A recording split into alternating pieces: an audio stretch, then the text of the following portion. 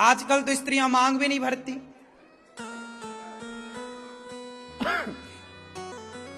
मांग सीता मैया मांग भरती हैं।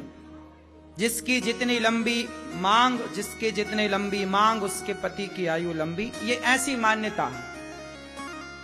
इसलिए पतिव्रता नारी जो होगी वह स्वप्न में भी पर पुरुष का चिंतन ना करे। जो पर पुरुष का चिंतन ना करे स्वप्न में, वो नारी पतिव्रता। मांग भरना बहुत जरूरी है, मांग भरना चाहिए। आजकल तो महिलाएं जरा सी घिसनी से घिस लेती हैं, दूसरे तरफ से बाल से छिपा लेती हैं। शादी किया भैया, काहे छिपा रही हो पति को? सुहागन नारी बड़ी पवित्र होती है। आप किसी शुभ कार्य के लिए घर से निकल रहे हैं और एक सुहागन स्त्री का दर्शन हो जाए तो वह दर्शन शुभ माना जाता है, शुभ माना जाता, सगुन बोलते हैं इसको। भाई अच्छा हमारे साथ हुआ कि हम रास्ते से जा रहे थे किसी बढ़िया काम के लिए और हमारे को एक सुंदर पतिव्रता नारी का दर्शन हुआ। सुहागन स्त्री, गाय का दर्शन होना, ब्राह्मण का दर्शन होना, साधु का दर्शन होना, कन्या का दर्शन होना, बच्चे का दर्शन होना, यह शुभ माना जाता है। तो नारी पतिव्रता सुहागन स्त्री बड़ी पवित्र है। कहते हैं सुहागन स्त्रियों को महीने 2 महीने साल में एक बार 10-15 सुहागन नारियों को घर में बुला करके भोजन कराने से, भोजन में उनको मीठा खिलाने से आपका सुहाग बना रहता है भगवान की कृपा से। सुहागन स्त्रियों के आशीर्वाद से सुहाग रहता है। आपके आसपास कोई सुहागन स्त्रियां हैं तो सुहागन स्त्रियों को भोजन कराया करो। कभी साल में एक बार ये उत्सव रख सकते हैं, 10-15 सुहागन नारियों को बुला के उन्हें भोजन कराओ, सबको बढ़िया साड़ी दो, उनको सुहाग का सामान गिफ्ट करो। क्योंकि सुहागन नारी साक्षात लक्ष्मी है ना। बात सही है। हमारे यहां से सुहागले कहते हैं, जानते हैं आप लोग। सुहाग का सामान दो उन्हें, यथा उचित उन नारियों को दान दक्षिणा जो आपसे बने, जो आपकी श्रद्धा हो, 10 रुपया हो, 50 रुपए हो, 100 रुपए हो, आप देकर उनको विदा करें। कोई ब्राह्मणी मिल जाए, ब्राह्मणी सुहागन हो, ब्राह्मण की पत्नी मिल जाए, ऐसी 10-12 ब्राह्मणी मिल जाए तो ब्राह्मण और ब्राह्मणी दोनों को, जैसे एकादशी का उद्यापन होता है ना, तो एकादशी सुहागन है। एकादशी में कहते ना कि ब्राह्मण ब्राह्मणी को बुला करके भोजन कराया जाता है। तो पंडित जी पंडितानी के साथ भोजन करें तो बड़ा शुभ होता है। आपके द्वार पर कन्याएं भोजन करें, साधु भोजन करें, सुहागन भोजन करें, ये बहुत उत्तम माना जाता है। आपके द्वार पर सुहागन आती रहें, आपके द्वार पर ब्राह्मण आते रहें, संत आते रहें, कन्याएं आती रहें, दीन दुखी आते रहें और आपके द्वार से पेट भर रोटी पाते रहें, ये घर स्वर्ग है। तो सुहागन नारी की बड़ी महिमा।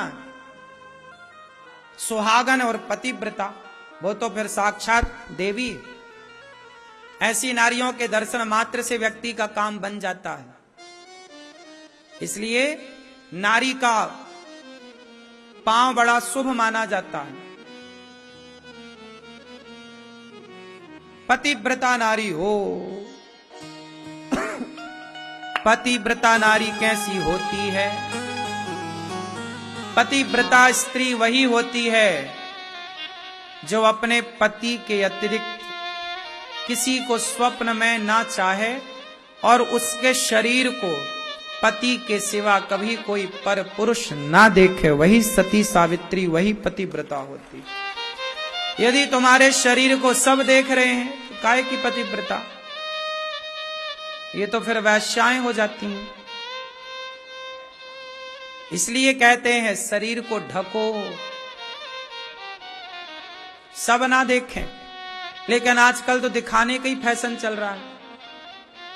पहनने का कपड़ा, पहले तो कपड़ा उतारते थे दुशासन तो महाभारत होता था, आज हम कपड़ा पहनने का कह दें तो कुछ लोग महाभारत करने लग जाती हैं कि आप हमें क्यों बोल रहे हैं कपड़ा पहनने का।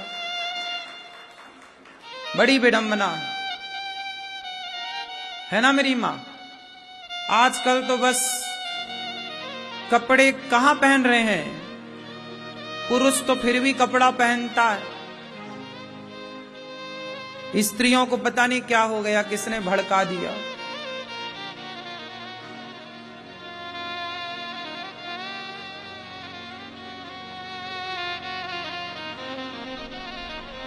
जरा जरा से कपड़े पहनते हैं।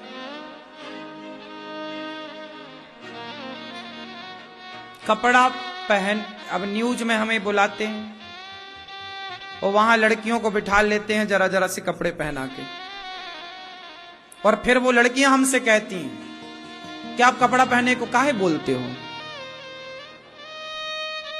अब उनसे कैसे कहें कि तुम कपड़ा पहनी काहे के लिए हो।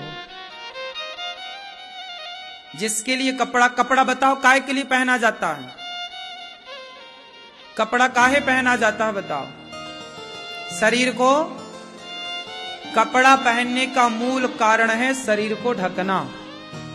लेकिन आज बताओ जो कपड़े पहन रहे हैं क्या उनसे ढक रहा है कुछ? बोलो, कुछ भी नहीं ढक रहा है। जो ढकना चाहिए वही नहीं ढक रहा है, वो पहने हैं कपड़ा। इसलिए कहते हैं कि मर्यादाएं बनी रहे, सबकी मर्यादा। माता अनुसुईया ने कहा कि यदि मैं निर्वस्त्र हो जाती हूं तो मेरी पातिव्रत धर्म की मर्यादा नष्ट हो जाएगी, पतिव्रता धर्म की मर्यादा नष्ट हो जाएगी। तब माता अनुसुईया अंदर जाती हैं, पति के कमंडल से जल भरती हैं और पति के जल को, मतलब कमंडल के जल को हाथ में लेकर कहती हैं कि हे ईश्वर, यदि मैं पतिव्रता हूं, यदि मैंने स्वप्न में भी पराय पुरुष का चिंतन नहीं किया तो ये तीनों साधु जो मेरे द्वार पर आए हैं ये तीनों बच्चे बन जाएं। ये कहकर डाला, ब्रह्मा विष्णु महेश बच्चे बन गए जरा से। वो ऐसे बच्चे बने कि वो बच्चे ही नंगे हो गए।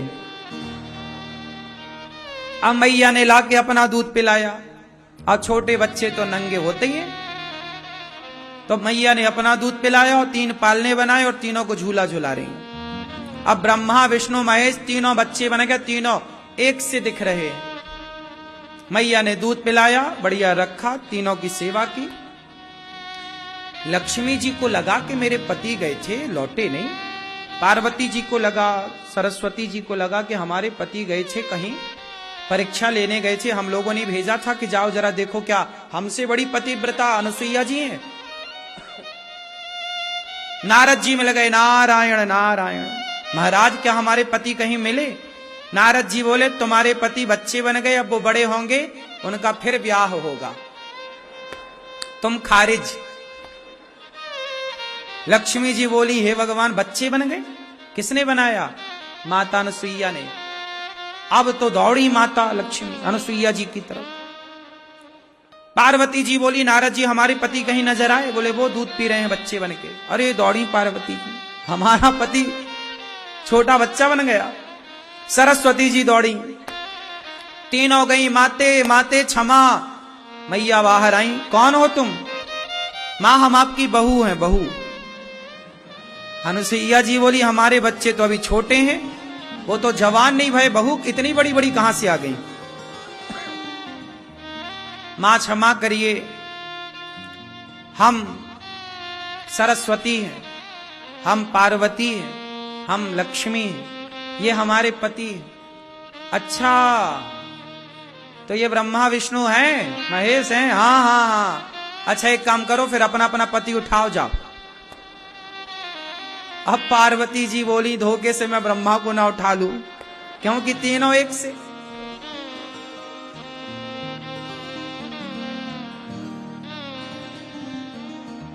अब डर लगे कि किसको उठाऊं, और उठाऊं तो करूं क्या इतने इतने पतियों का। अब घबराई तीनों, मां आप कृपा करो। माता जी ने फिर हाथ में जल लिया। तीनों की परीक्षा पूरी हुई, जल लेकर के फिर छोड़ा। वो तीनों जस के तस साधु रूप में आए। फिर उन्होंने अपना असली रूप प्रकट किया और तीनों ने मां को प्रणाम किया। मां, आप जैसी पतिव्रता इस धरती पे कोई नहीं है, आप सबसे बड़ी पतिव्रता हैं। माता अनुसुईया इस धरती की सबसे श्रेष्ठ पतिव्रता नारी है। माता अनुसुईया वही अनुसुईया है जिन्होंने भगवान राम और माता सीता जब वनवास गए तो अत्रि जी के आश्रम में चित्रकूट के आगे राम रुके और माता सीता को अपनी साड़ी, एक अच्छी साड़ी सीता मां को दी। रावण के घर में जब सीता मैया थी तो कभी आपने गौर किया कि वहां सीता मैया को साड़ी रावण देता था क्या? रावण की दी साड़ी थोड़ी सीता मैया पहनती थी। बोलो, किसी पुरुष के द्वारा दी गई साड़ी किसी पतिव्रता नारी को धारण नहीं करनी चाहिए। कोई सुहागन स्त्री दे प्रसाद में वो रख सकती हो, आपका पति दे वो रख सकती हो। रावण साड़ी थोड़ी देता। सीता मैया वहां थी ना महीने भर, लगभग 11 महीने सीता मैया लंका में रही, लगभग 11 महीने। तो 11 महीने कपड़े लत्ते कहां से आए सीता मैया के पास? क्या रावण की साड़ी पहनती थी? ना। रावण ने जब सीता मां को चुराया तो वनवास काल में सीता मैया ने जो साड़ी पहन रखी थी वो अनुसुईया माता ने दी थी। कुछ आभूषण दिए थे माता अनुसुईया ने, वही आभूषण सीता मैया ने रास्ते में गिराए थे जैसे सुग्रीव ने राम को दिखाए। पर साड़ी ऐसी साड़ी थी कि वो कभी मैली नहीं होती थी, कभी अशुद्ध नहीं होती थी। वो एक दिव्य साड़ी थी। माता अनुसुईया ने अपने पातिव्रत धर्म, वो जानती थी ना कि सीता के साथ आगे क्या होने वाला है, उसको जान करके माता अनुसुईया ने एक दिव्य साड़ी अपने तपोबल से प्रकट करके, ऐसी साड़ी जो ना गंदी होती, ना फटती और ना ही वो अशुद्ध होती, ऐसी एक दिव्य साड़ी माता अनुसुईया ने दी। वही साड़ी माता सीता ने धारण की। 14 जितने महीने सीता मैया थी रावण की दी साड़ी नहीं पहनती थी। लेकिन आप लोग नेताओं की दी साड़ी कैसे टूट टूट पड़ती हो मैया। नेता लोग साड़ी बांटते ना चुनाव के पहले, मैयाएं जुझ पाड़ती हैं, मर जाती हैं लड़ लड़ के, मेरी मेरी मेरी, गिर पड़ती हैं साड़ी के ऊपर। 100 रुपट्टी की साड़ी होती है, 50 रुपया की। हाँ कि ना? क्यों मेरी मां, बात सही है कि गलत है? नेताजी साड़ी बांटते हैं कि नहीं चुनाव के पहले? हाँ या ना? माताएं कैसे मरती हैं? जब तुम नेताओं की साड़ी पहनोगी तो पतिव्रता कैसे बनोगी?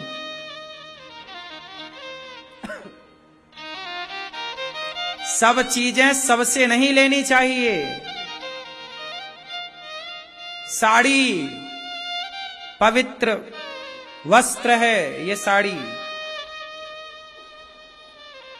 पति टूटी फूटी कैसी भी लाए, पति का दिया हुआ कपड़ा ही पहनना चाहिए। कोई सुहागन दे तो लेना अच्छा है। किसी पुरुष के हाथ से पत्नी साड़ी क्यों लेगी? भाई तुम हमारे को साड़ी काहे दे रहे हो?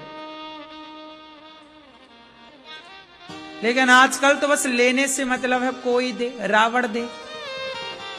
आज के युग में यदि तुम्हारा हरण रावण करता ना तो तुम तो कह देती अब रावण यहीं रहूंगी, मैं जाऊंगी नहीं।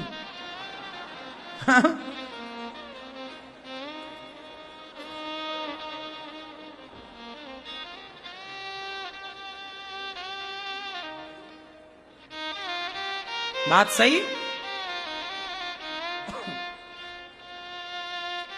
आज के युग में यदि रावण होता, वही लंका वाला, लंकापति, और धोखे से तुम्हें उठा के ले जाता, तुम्हारी तो और बल्ले बल्ले हो जाती। अच्छा ले आया, चल घुमा।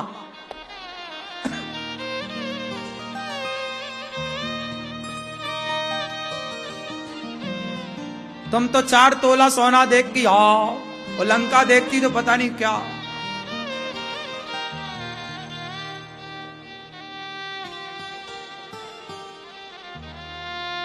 सही है। जब एक साड़ी नेता की साड़ी में तुम मरी जा रही हो फिर तो इंतजार होता कब आए रावण, कब ले जाए मुझे। मैं बैठी हूं बाहर, आजा तेरा ही इंतजार कर रही हूं।